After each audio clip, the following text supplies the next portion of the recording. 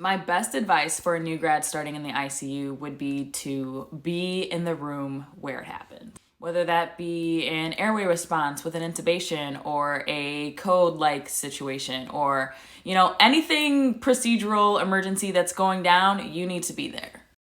And I don't mean being really in the mix or calling the shots. No, you're just going to get in people's way.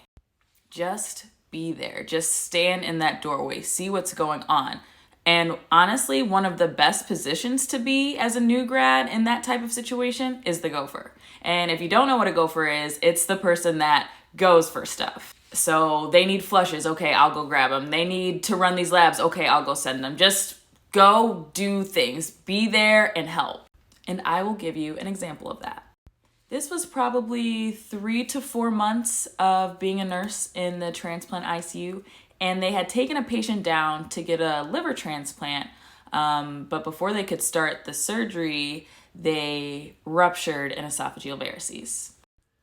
Varices imagine them as makeshift blood vessels that, because liver patients have fluid imbalances, and that's a whole nother story, but their main veins are cut off. They don't have this space. So your body's really smart and it'll make makeshift veins to get the blood to where it needs to go. So you can imagine any of these varices, no matter where it is, they happen all over. Bursting is a medical emergency, especially esophageal varices. So I hear on my vocera that they're coming up and they're like, get the massive transfuser ready. And I'm like, okay, this is about to go down. And I look over at my nurse buddy, we're working in like cubbies, and I'm like, hey, do you mind listening out for my patient? I want to go check this out. And they're like, yeah, no problem. So I get down to the room and the patient's back and they are just profusely bleeding from their mouth. And the way to treat esophageal varices is by using a Minnesota tube.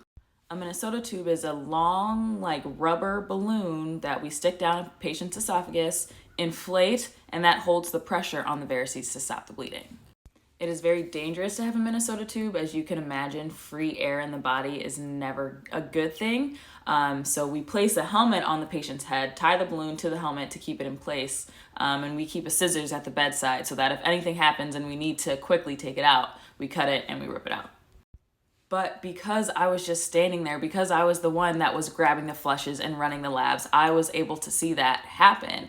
And now I know what to do or what to get in case that ever happens in my nursing career again.